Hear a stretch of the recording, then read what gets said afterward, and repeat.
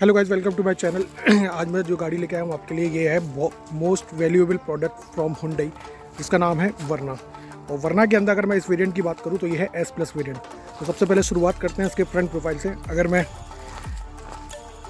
Headlights assembly की बात करूँ तो इसमें आपको पूरा का पूरा हेलोजन सेटअप मिलता है। यहाँ पे आपको टर्न इंडिकेटर मिलते हैं। अगर मैं थोड़ा सा नीचे जाऊँ तो आपको यहाँ पे फॉग लैम्प की असेंबली मिलती है, जो कि बहुत ही अच्छी फिनिशिंग में दी हुई है। अगर मैं थोड़ा सा सेंटर में आऊँ तो यहाँ पे आपको बड़ी सी ग्रिल मिलती है।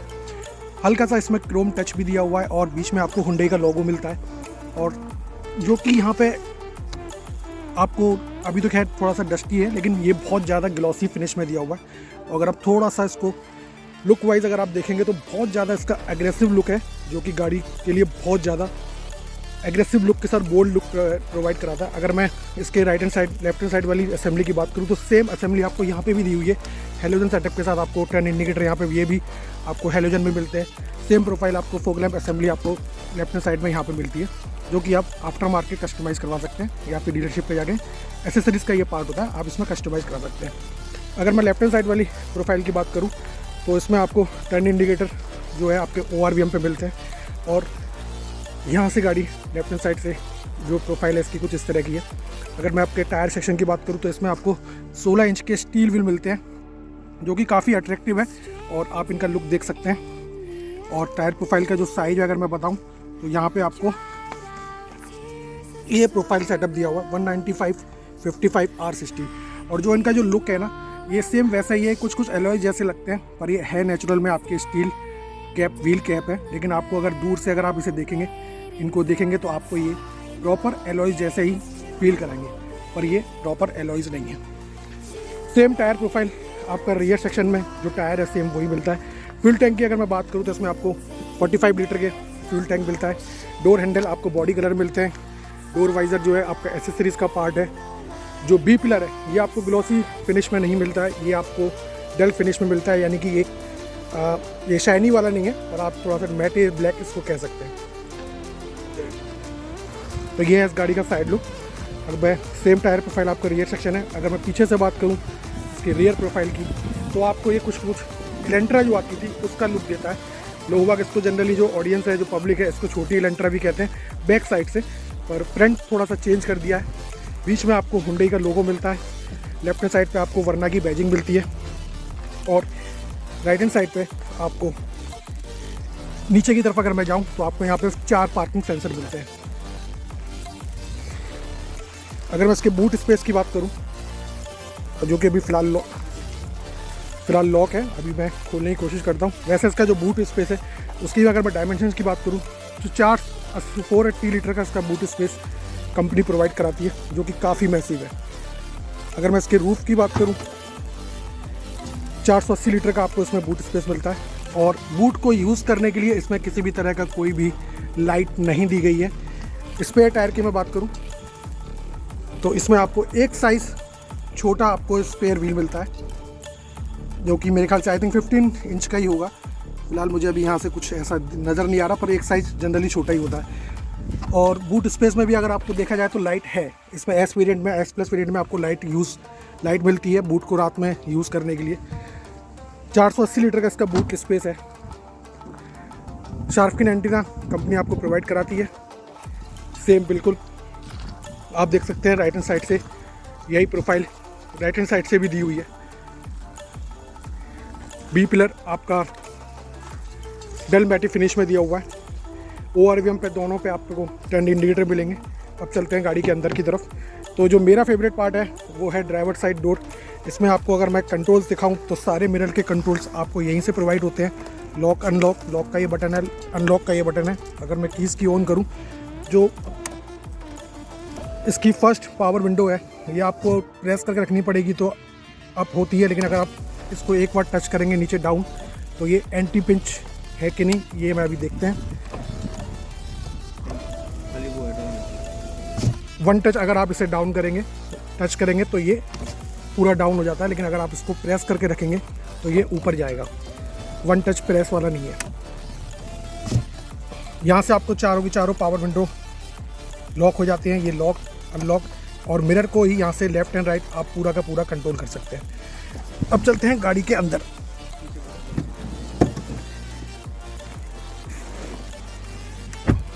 अब मैं गाड़ी के अंदर आ चुका हूं, जो कि मेरा बहुत फेवरेट पार्ट है, डैशबोर्ड जिसे हम कहते हैं। सबसे पहले हम बात करते हैं इसके स्टीयरिंग की। तो स्टीयरिंग में जो कि लेफ्ट हैंड साइड आपके सारे ऑडियो रिलेटेड कंट्रोल्स दिए हुए हैं, राइट हैंड साइड पे आपको MID का कंट्रोल्स दिया हुआ है, जो कि इसका पूरा डिजिटल इंस्ट्रूमेंट क्लस्टर नहीं है, ये पूरा का पूरा एनालॉग में आता है। लेफ्ट हैंड साइड में आपको RPM मिलता है, राइट हैंड साइड में आपको स्पीडोमीटर मिलता है और बीच में आपको MID मिलती है। अगर मैं लेफ्ट हैंड साइड की बात करूं तो ये सारे के सारे वाइपर्स के कंट्रोल है। राइट हैंड साइड में अगर मैं जाऊं तो ये सारे लाइट्स के कंट्रोल है।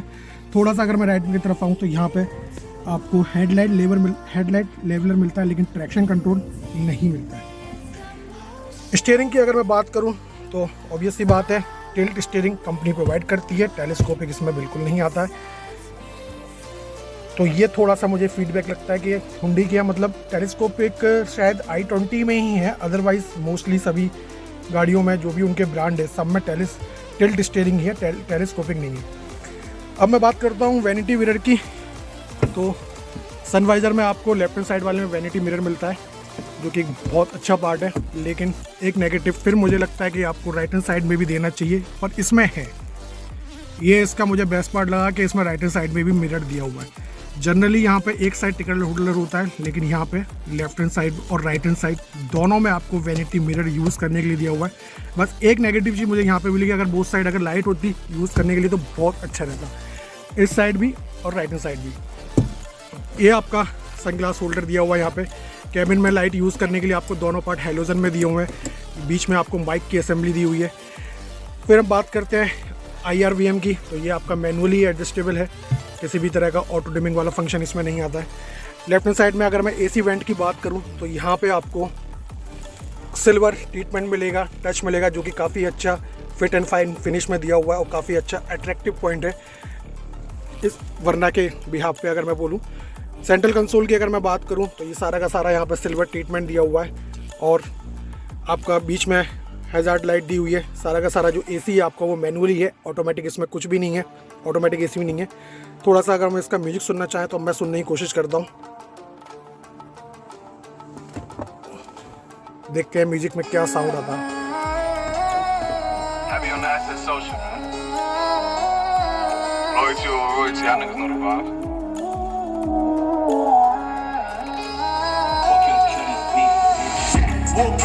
Bitch, I'm outside of some movie. Blue cheese, I swear I'm addicted to blue cheese. I gotta stick to this paper like blue sleep. Bitch, I'm by my chicken like it's a two-piece. Music system इसका बहुत ही बढ़िया है और इसमें आपको company की तरफ से 4 स्पीकर कंपनी प्रोवाइड कराती है। ट्विटर इसमें सेगमेंट में बिल्कुल भी नहीं है, सिर्फ खाली 4 स्पीकर आते हैं। अगर मैं थोड़ा सा नीचे आऊँ तो आपको यहाँ पे USB पोर्ट मिलता है, उसके बगल में 12 वोल्ट का पावर आउटलेट मिलता है और थर्ड वन एक आपको चार्जर मिलता है। थोड़ा सा नीचे में अगर उसके नीचे आऊँ तो यहाँ पे आपको थोड़ी सी स्पेस मिलती है मोबाइल कैरी वगैरह करने के लिए। और मैनुअली गियर बॉक्स की अगर मैं बात करूँ तो 6 स्पीड का इसमें मैनुअली गियर बॉक्स आता है। और अगर मैं गियर की बात करूँ इसको यूज़ करने की तो बहुत ही ज़्यादा स्मूथ है गियर। नॉर्मली आपने देखा होगा गाड़ियों में कि आपको कस के पकड़ना पड़ता, पर ऐसा कुछ नहीं। आप अपनी फिंगर टिप पे गियर को आगे पीछे, जैसे कि अगर ये न्यूट्रल वर्जल में खड़ी हुई है तो मैं इसको first, then second, then third, then fourth and then fifth and then six और लास्ट में रिवर्स। तो कैमरे की क्वालिटी अगर हम चेक करें,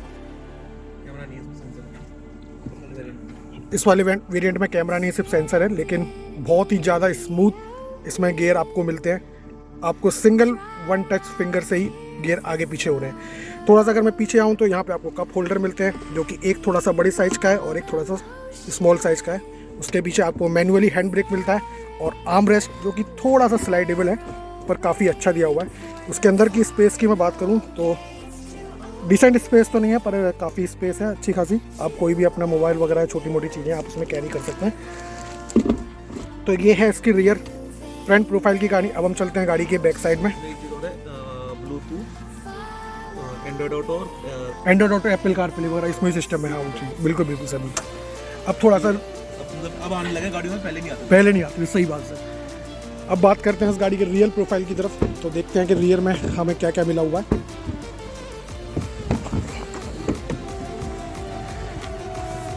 अगर मैं रियर प्रोफाइल की बात करूं तो मैंने अपनी गाड़ी अभी जो है सीट की जो पोजीशन है वो अपनी इनिशियल पॉइंट पे कर रखी है, तो थोड़ी सी रिक्लाइंड भी हुई है, सर ने अपने हिसाब से रिक्लाइंड कर रखी है, तो उसके हिसाब से अगर मैं देखूं तो स्पेस थोड़ी सी कम है, लेकिन कंपेयर टू इस वाली सीट के कंपैरिजन में ये रिक्लाइंड ज़्यादा है और मैंने इनिशियल पॉइंट पे ये पीछे की तरफ स्लाइड कर रखी है, तो स्पेस बहुत ज़्यादा टाइट है। पर हर ड्राइवर की हाइट अलग अलग होती है, तो उस हिसाब से स्पेस भी आपको अच्छा खासा मैनेज हो जाएगा। थाई सपोर्ट की मैं बात करूं तो अच्छा खासा थाई सपोर्ट इसमें दिया हुआ है, और 3 जनों के लिए बीच में जो बीच वाला पैसेंजर है उसको थोड़ा सा हम्प का सामना करना पड़ सकता है, यानी बीच में थोड़ा सा हम्प ज़रूर है। आर्म रेस्ट आपको पीछे भी यूज़ करने को दिया हुआ है। फिर मुझे नेगेटिव पॉइंट लगता है कि यहाँ पे जो एडजस्टेबल हेडरेस्ट नहीं दिए गए हैं। यार वेरिएंट भी अच्छा खासा है, S+ है, कम से कम आपको पीछे भी आपको एडजस्टेबल हेडरेस्ट देने चाहिए थे।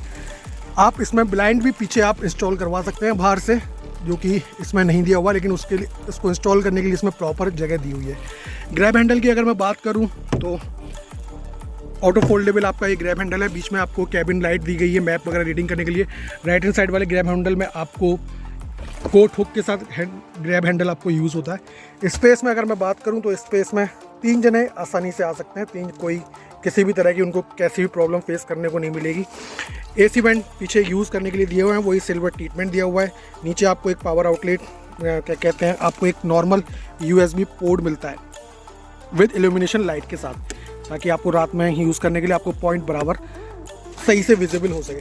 अब यहाँ से देखते हैं डैशबोर्ड की पूरी लुकिंग। तो ये इस गाड़ी का डैशबोर्ड है जो कि काफ़ी प्रीमियम है, आप देख सकते हैं। और अभी भी अगर मैं बात करूँ तो गाड़ी बिल्कुल साइलेंट मोड पर है, इंजन स्टार्ट नहीं है, लेकिन अगर मैं इंजन स्टार्ट करूँ, सर एक मिनट इंजन ऑन कर दीजिए।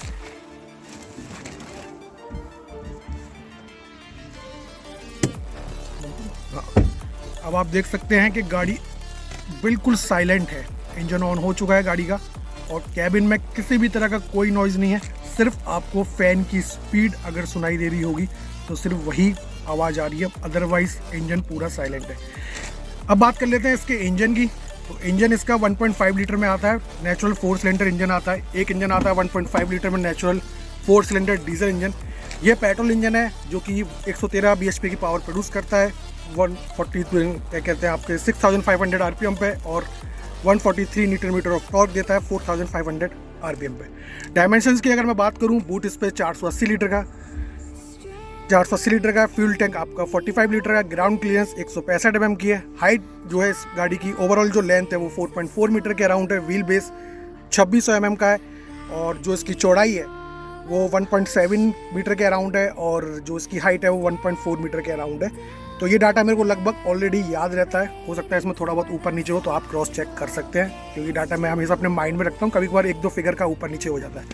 अब ये गाड़ी आपको लेनी चाहिए कि नहीं, हुंडई का ये मोस्ट सक्सेसफुल सेडान ब्रांड है और अभी तक रहा है। इस गाड़ी का थोड़ा सा अगर मैं हिस्ट्री में जाऊँ तो हिस्ट्री की अगर मैं बात करूँ इस गाड़ी की जो शुरुआत हुई थी, सर आप बैठे अंदर बैठे, कोई दिक्कत नहीं।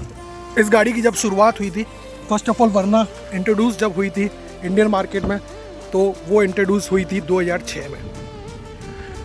हुंडई वरना के नाम से वो गाड़ी इंट्रोड्यूस हुई थी, और इंट्रोड्यूस होने के बाद उसके बाद भी उसमें कई सारे कॉस्मेटिक चेंज होते रहे। कॉस्मेटिक चेंज होने के बाद आते आते 2006, 7, 8, 9, 10, 11 में इस गाड़ी को बूस्ट मिला, जिस गाड़ी का नाम था फ्लूडिक वरना। और वो गाड़ी पर्पल कलर में जब लॉन्च हुई थी, तो वो गाड़ी जब लॉन्च हुई थी उस गाड़ी ने सिडान के लिए मार्केट में बहुत ज़्यादा क्रेज़ पैदा कर दिया था, और बहुत ही ज़्यादा अट्रैक्टिव लुक के साथ लॉन्च हुई थी। 1.6 लीटर इंजन में ही लॉन्च हुई थी। वरना से पहले अगर मैं बात करूं तो एक गाड़ी और आती थी जिसकी मार्केट वैल्यू इतनी ज़्यादा खास थी कि लोग वाग उसको नाम सुनते ही मतलब एक जो कार लवर्स होते हैं उनके मन में क्रेजीनेस आ जाता था, वो था होंडा सिटी।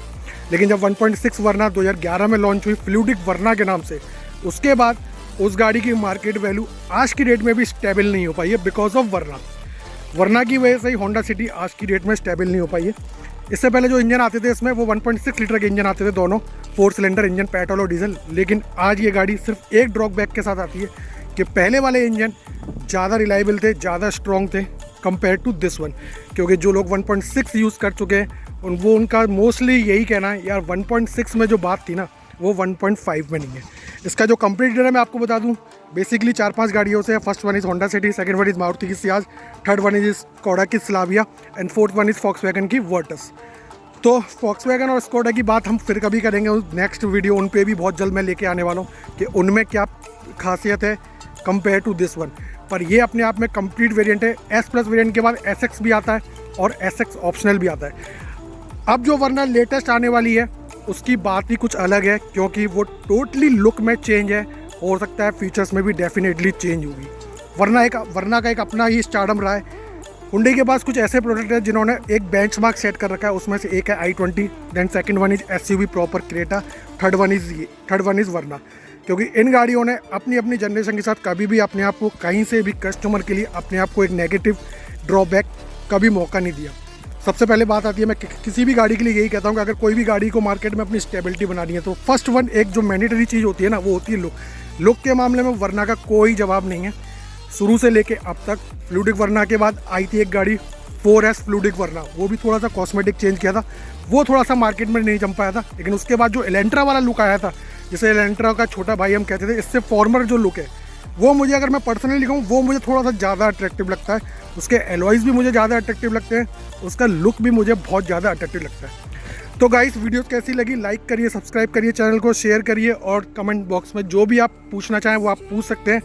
मैंने अपना व्हाट्सअप नंबर अपने यूट्यूब चैनल में शेयर कर रखा है। जो लोग अपने किसी भी गाड़ी को लेके रिव्यू चाहते हैं, चाहे वो पुरानी हो नहीं हो, आप लोग मुझे कॉन्टैक्ट कर सकते हैं। लास्ट में मैं बस यही कहूँगा, don't drink and drive, drive slowly, reach safely और खुश रहिए, मस्त रहिए, ज़बरदस्त रहिए और मेरे चैनल को देखते रहिए। बहुत सारी कार्स एंड बाइक्स आने वाली हैं, थोड़ा सा टाइम की कमी है, लेकिन मैं बहुत जल्दी अपडेशन लेने वाला हूँ। इसके बाद मेरा नेक्स्ट जो होगा सेडान के लिए, वो होंडा सिटी पे आने वाला है बहुत जल्दी। तो थैंक यू गाइस, खुश रहिए, मस्त रहिए, ज़बरदस्त रहिए। Thank you and watching my channel.